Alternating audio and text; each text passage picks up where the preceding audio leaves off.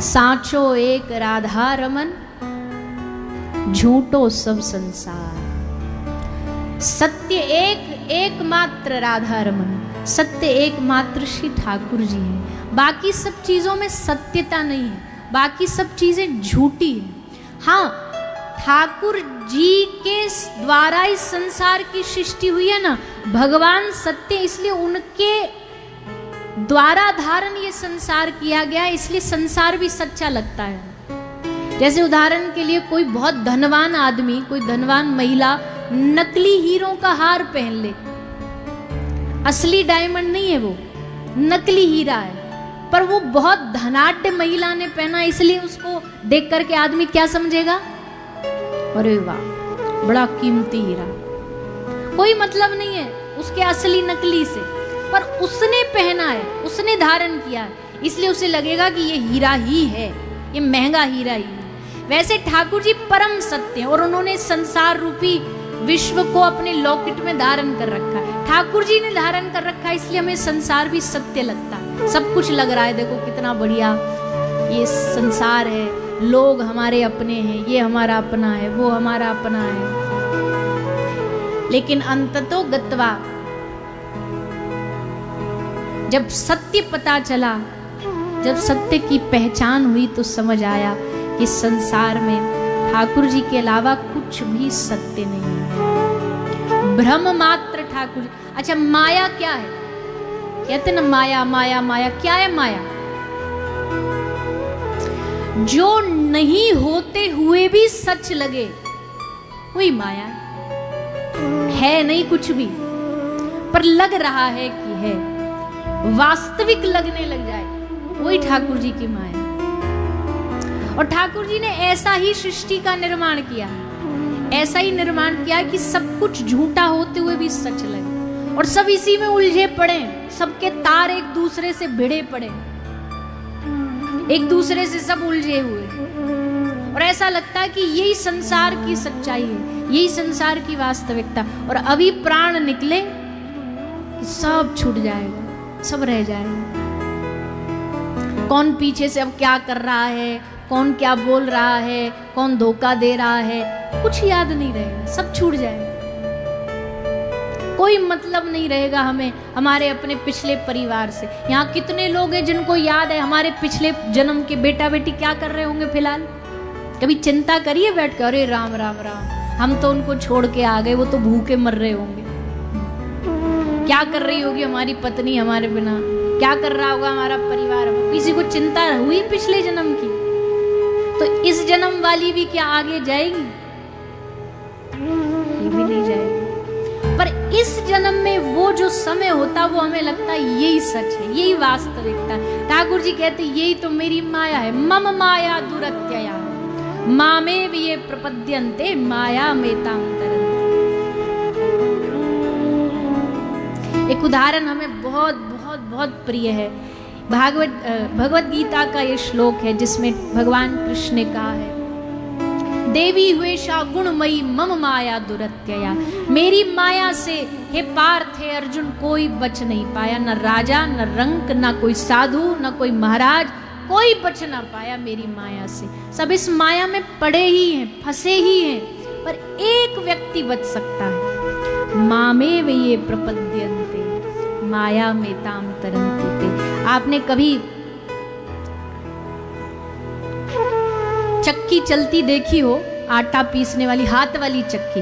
अब तो खैर कहीं बची नहीं, पर कभी देखी हो चक्की तो दो पार्ट होते हैं, दो पल्ला होते हैं पत्थर के, और उसमें बीच में अनाज डाला जाता है और उसे घुमाया जाता है। दो पाटन के बीच में साबुत बचाना कोय, चलती चाकी देख के दिया कबीरा रोए, और दो पाटन के बीच में साबुत बचाना, सब पिस जाता है, सब दाने पिस जाते हैं। पर ठाकुर जी कहते सब नहीं पिसते, उसमें से एकाध दाना कोई छिटक करके इधर जहां उसके चारों ओर थोड़ा गड्ढा होता है, खाई होती है, वहां गिर जाता है। और वहां जो गिर जाता है और चुपचाप कोने में छुपा दबा बैठा रहता है, अब चाकी चलती भी रहे, पाठ चलते भी रहे, तो भी उस दाने को पीस नहीं सकता है। ठाकुर जी कहते वैसी माया की चक्की चल रही है, सब पिस रहे, पर जो छिटक करके आके चुपचाप मेरे पाँव मेरे चरणों को पकड़ के बैठ जाता है, उसको माया कभी भी परेशान नहीं कर सकती, उसे नहीं पीस सकती। बाकी तो दुनिया में तुलसीदास बाबा कहते देव दनुज मुनि नाग मनुज सब माया विवश बिचारे।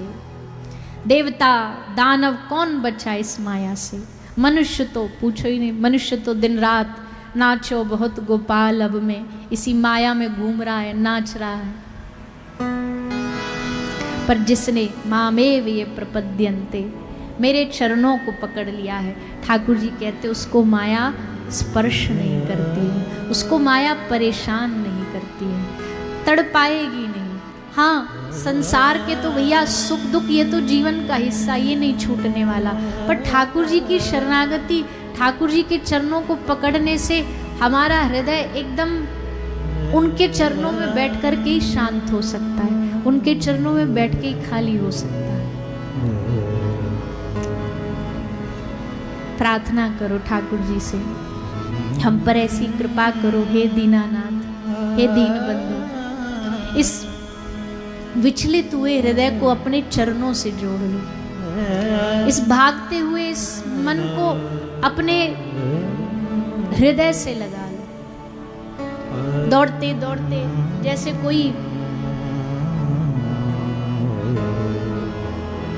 मृग हिरन पूरे जंगल में खुशबू की उस चाह में भागता है, पर भूल जाता है कि उसकी नाभि की कस्तूरी से खुशबू आ रही है, वैसे हमें भी याद नहीं है कि जो सुख हम संसार में ढूंढ रहे हैं, भाग रहे हैं, इससे मांग रहे हैं, उससे हाथ जोड़ रहे हैं, उससे पैर पकड़ रहे हैं, उससे भीख मांग रहे हैं, हमें नहीं पता कि वो सुख वो आनंद कृष्ण रूप में, श्री राधा रानी के रूप में हमारे हृदय में बैठा है, हमारे चित्त में बैठा है।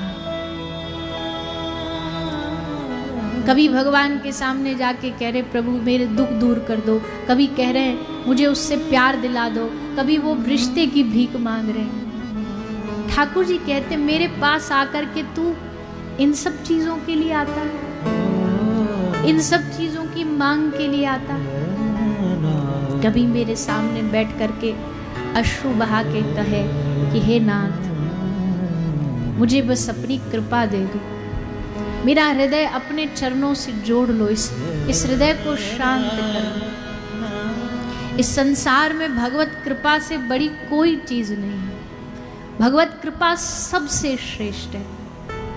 और कृपा भी ठाकुर जी की कोई ऐसी नहीं है कि सीजनल कृपा हो या भेदभाव वाली कृपा हो, 12 मासी कृपा है। कभी भी किसी भी क्षण उनके चरणों में बैठ के उनकी कृपा की मांग करो, रोते रोते। ठाकुर जी ये भी नहीं कहेंगे कि पहले क्यों नहीं आया था, कहेंगे जब तुझे याद आई, जब तुझे मेरा स्मरण हुआ तभी से कम तू आया तो, कम से कम मेरे पास आके बैठा तो। देरी भी कौन कहता है भगवान के घर में देर है, अंधेर नहीं, देर भी नहीं है, देर है हमारी पुकार में, देर है हमको याद करने में। हम बैठे बैठे संसार को कितनी बार याद करते हैं, जिनसे हमारी प्रीति उनसे दूर रहते हैं ना, तो दिन भर उनका स्मरण रहता है, क्या कर रहे होंगे, क्या खा रहे होंगे, कैसे होंगे। पर ठाकुर जी की स्मृति जिस दिन अपने आप हमारे हृदय में आने लग जाए, स्वतः ही आने लग जाए। अभी इस समय वृंदावन में ठाकुर जी कौन सी लीला कर रहे होंगे, श्री जी कौन सी लीला कर रही हूँ, ये स्वतः हमारे हृदय में आने लग जाए, समझो कृपा बरस गई, कृपा हो गई। अरे भैया, इस संसार की वस्तु पा लेना कृपा नहीं है। कोई समझता हो कि हमारा बिगड़ा काम बना दे, भगवान कृपा हो गई, हम जो चाहें वो मिल गया, कृपा हो गई, ये कृपा नहीं है। भक्तों की दृष्टि में प्रभु की सतत याद बनना ये कृपा है, उनकी याद में व्याकुल होना ये कृपा है, उनके लिए रोना ये कृपा है, उनकी याद में तड़पना ये कृपा है।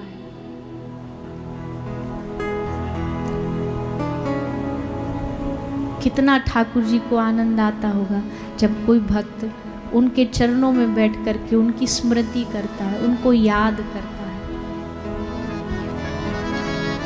भगवान को कैसे खुश करेंगे हम, आप सोचो ना। हमारे घर के ठाकुर जी की मूर्ति है, कैसे खुश करेंगे हम। आप उनको श्रृंगार भी कर रहे हो, आप उन्हें फूल माला भी चढ़ा रहे हो, आप अगरबत्ती भी लगा रहे हो, पर वो आपका थोड़ी है, वो तो बाजार से खरीद कर लाए हो। अपना क्या है आपका। भोजन भी बनाया तो सामग्री भी बाजार से आई, वस्त्र बनाए वो भी बाहर से आ गया, फूल माला खरीद के मार्केट से ले आए। हमारा क्या है, हमारा एक ही है। जब हम भगवान के सामने बैठ करके उनको याद करें, उनके लिए रोएं, उनकी स्मृति करते हुए उन्हें पुकारें कि हे प्रभु अब बहुत हो गया, इस संसार में भटकते भटकते जीवन निकल गया, एक नहीं कितने निकल गए, ऐसे ये भी निकल जाएगा, पर अब मैं आपके चरणों में आया हूँ, आपके चरणों से जोड़ लो, मुझे अपने हृदय से लगा लो, मुझे अपने गले से लगा लो। ये भटकाव बंद कर दो, ये नाटक बंद कर दो। जब हृदय में ये भाव जागेगा, जब उनके लिए हृदय से पुकार जागेगी, जब आंख से अश्रु बहेंगे, ठाकुर जी को उस दिन लगेगा हाँ आज लाया कुछ अपनी तरफ से, आज इसने अपना दिल दिया है, आज इसने अपना मन दिया है, आज इसने अपनी स्मृति मुझे दी है। किसी भी चीज से भगवान को प्रसन्न नहीं किया जा सकता, केवल और केवल भगवान को उनकी स्मृति से, उनकी याद से प्रसन्न किया जा सकता।